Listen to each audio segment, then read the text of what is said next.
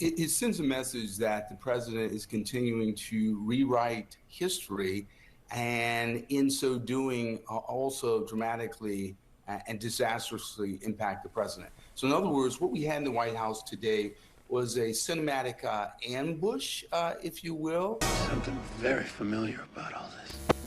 Hey everyone, welcome back. Thanks for watching. I know I'm a few days late on President Trump's meeting with the South African president and the media's utter meltdown over it, but I saw this segment from Anderson Cooper last night and I wanted to share it with you all because while I don't agree what's happening in South Africa is a genocide, I find the media's reaction to all of this just so typical of what happens when one of their narratives is challenged.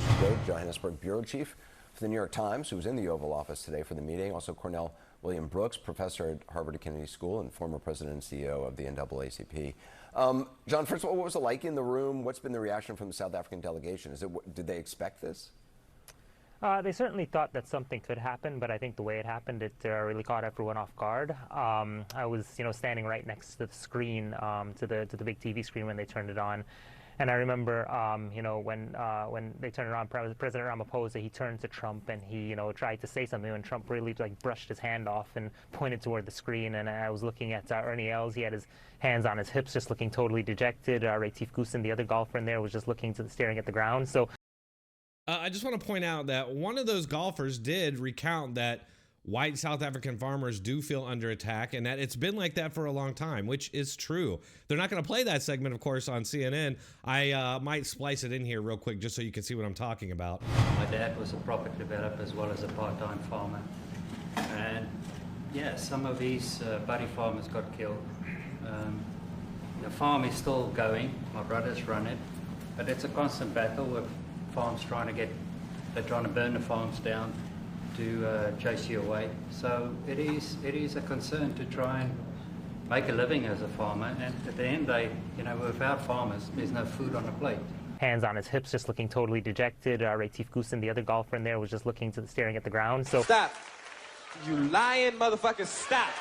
They were all pretty flabbergasted because I think they expected maybe they would be attacked, but to have this sort of big production put on, I think that was really surprising. You're the South Africa bureau chief. I was in Nairobi this weekend. People in Kenya were stunned that this is happening, that the white Afrikaners are the only refugees getting into the United States.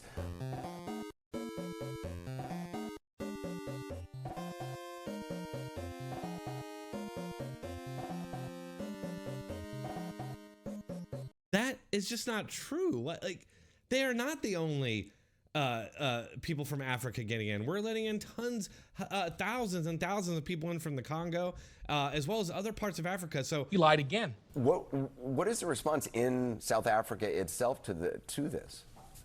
Well, I think by and large, a lot of people are upset about it because they feel like when you look at the history of the country, when you look at the president of the country, all the stats and data indicate that, obviously it was black South Africans who bore the brunt of apartheid, and in the post-apartheid era, it's black South Africans who continue to struggle in almost every economic measure. If you could look at crime and look at violence, it's black South Africans who are bearing the brunt of being killed. And so, gee, I wonder why. And who are they being killed by? They're being mostly killed by other black people, just like in America, where the highest per capita rate of murder in this country is black on black. And now he's already trying to justify what's going on by pointing to something else bad that happened once in the past. So a lot of them look at it as sort of a slap in the face and sort of an insult that that white Afrikaners would be the ones who would be singled out for special treatment when they're going through their own very difficult times. They're not getting special treatment. There's like 50 white Afrikaners that were left in. And see, that's what all this really comes down to, folks. And I'm just going to quickly say this, but it's all about the fact that white people, they don't like white people. People on the left don't like white people. These guys don't like white people. And to them, white people are the bad guys. They are the oppressors. And so any narrative at all where white people are the victims of something, it's like it's not possible in their minds. And so you get what we're seeing right here. It was like 50 people and they weren't even all white.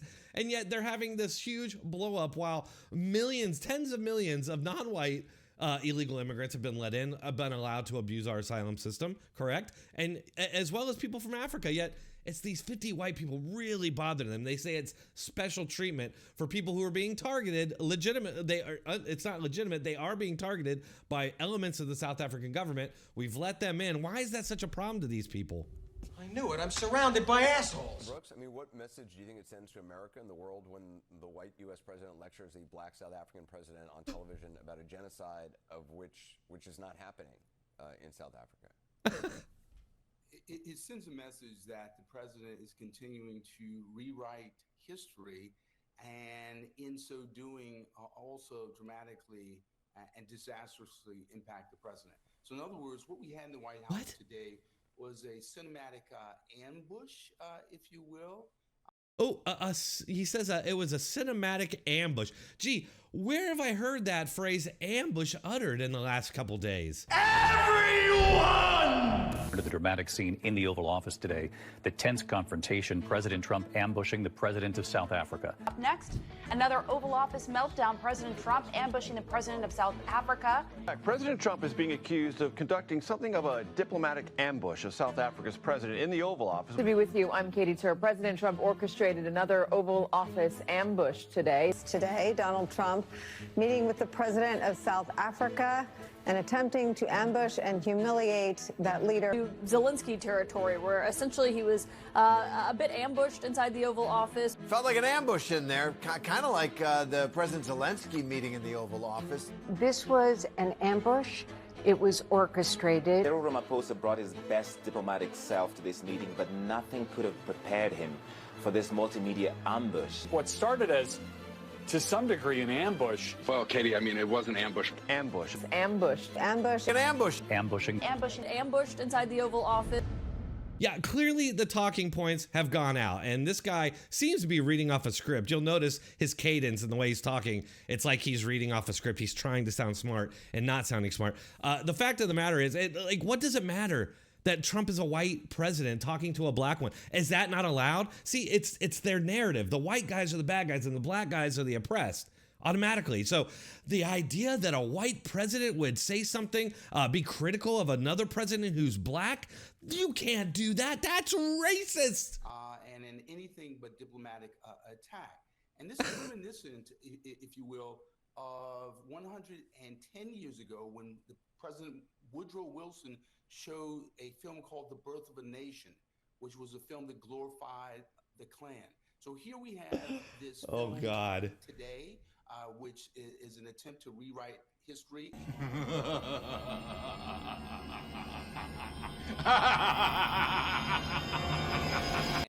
No, the attempt to make no mistake here. The attempt to rewrite history is what they're doing, because as I'm going to show you here in a minute, the attacks on white farmers, the violence against white farmers is nothing new. It's been going on for a long time. I remembered this happening somehow. I'm like, I remember seeing articles about this as a kid, and I searched, and sure enough, going from the 90s up till like the mid 2000s, around 2012 in there, I'm still finding articles about white farmers being attacked. Now, there also are white people, there's reprisal attacks where white people are killing black people, and that's not good either. But the point is, while there is not necessarily a genocide happening in South Africa, there most certainly is government targeting of white people in South Africa.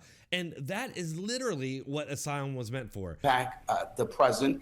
And so the country should be horrified, because the president horrified? Literally using both racism, anti-racism, and xenophobia, and anti-immigrant, anti-refugee hate to not only divide the country, but divide the globe.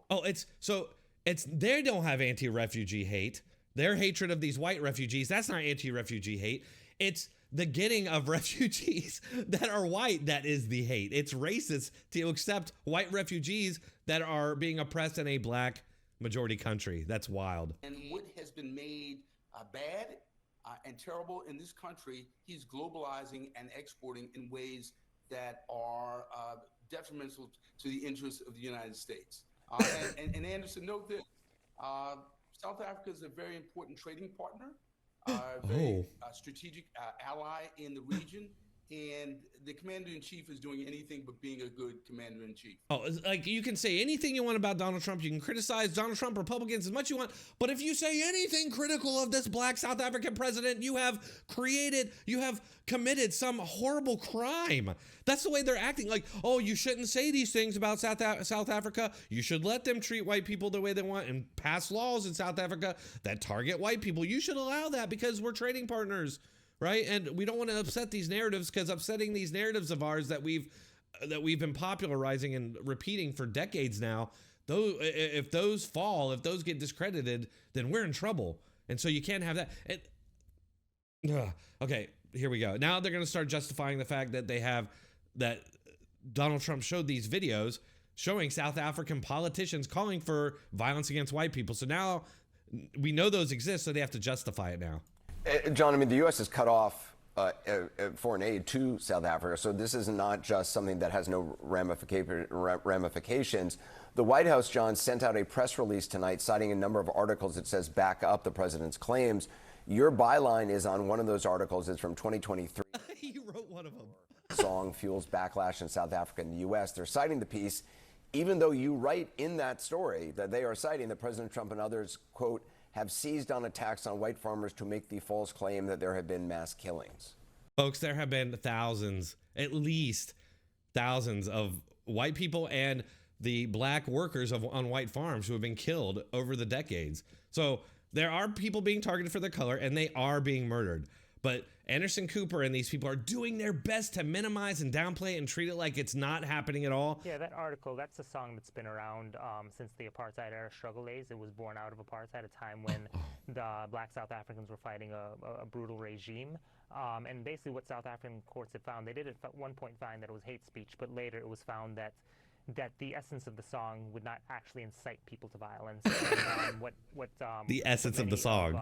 Supporters now of the song now argue is that you can't point to that song actually leading to violence. Excuse me. What? Oh, okay. So some people said that a song that says kill the white people doesn't actually incite violence towards white people. Well, then it must be true. Of course. I should say the political party that President Ramaphosa belongs to, the African National Congress, they have distanced themselves from the song. So the song is very provocative, and for many people, they think it's inappropriate to sing. But overall, it's been found that it's not an incitement to any sort of mass violence or mass killings. Yeah, John Elgo, Cornell William Brooks, thank you so much. Oh, well, that's some fabulous work you did there, Anderson Cooper. Some fabulous journalism. He said some people who we don't even know said that a song that's clearly violent and incites violence towards a specific group of people, white people, actually doesn't inspire any violence, despite the fact that thousands of white farmers have been killed over the decades. Folks, like I said, I don't think what's happening over there is genocide, but it is definitely parts of the South African government targeting white people with violence. So the question is, why is the media working so hard to downplay and yet again call something that has at least some truth to it a conspiracy theory? Let me know what you all think in the comments, and if you're still here, might as well hit that like button and subscribe. I do post on a regular basis, so make sure to keep checking back for more. Thanks a lot.